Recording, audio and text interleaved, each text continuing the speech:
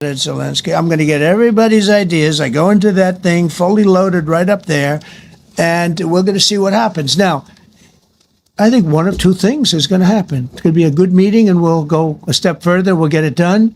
I'd like to see a ceasefire very, very quickly. Very quick. I'd like to see it immediately, but I'd like to see it very quickly. And we're going to be dealing with the European leaders, and we're going to be dealing with President Zelensky, and hopefully we're going to have a great success. As far as this, what we did today, and I think you were here for D.C. more so than even Russia, because Russia will be, we have a couple of days to go, but the Russia is going to be very interesting. But to me, what is very exciting, and we're going to take back our capital. We're going to make it beautiful again, but we're going to make it, more importantly, safe again. It's going to be so safe. It's going to be a model.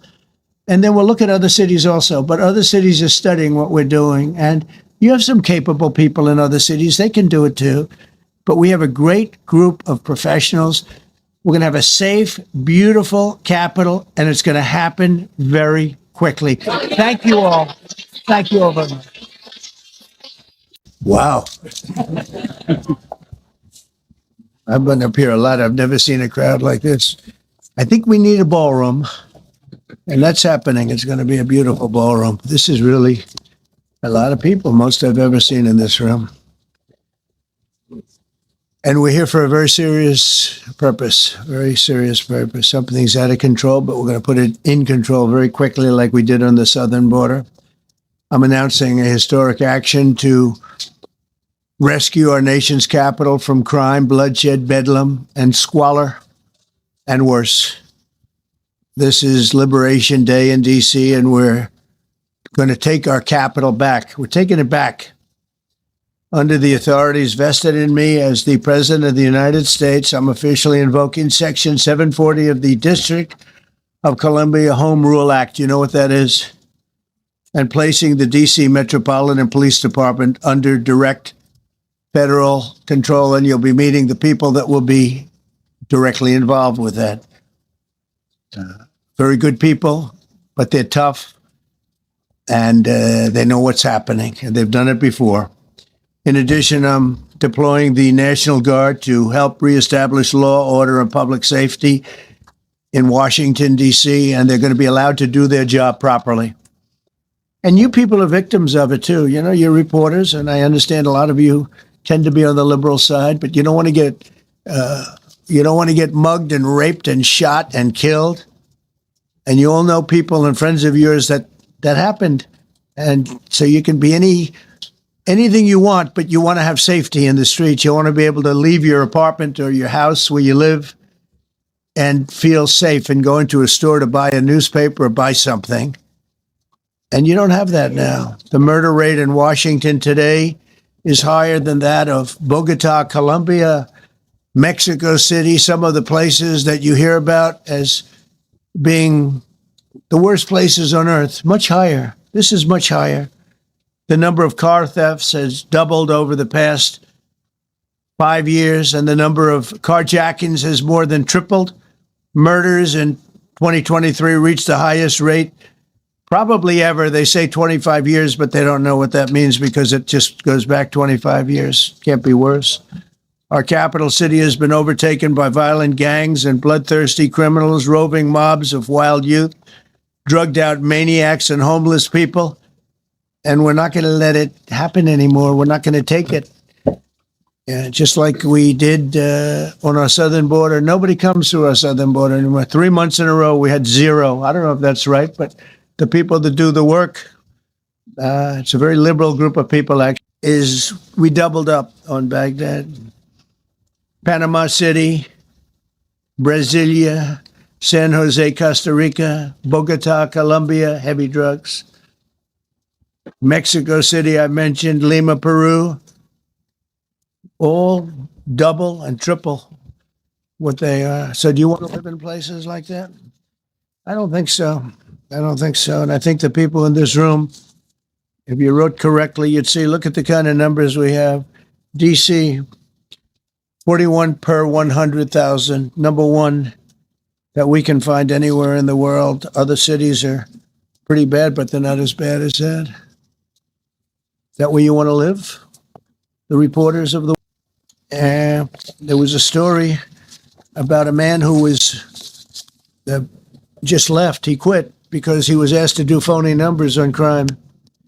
And we're going to look into that. I think Pam is going to be looking into that. But he was asked by the city, I guess, that we don't want to show the real numbers. Let me do numbers so it looks like it's going down. Not going down.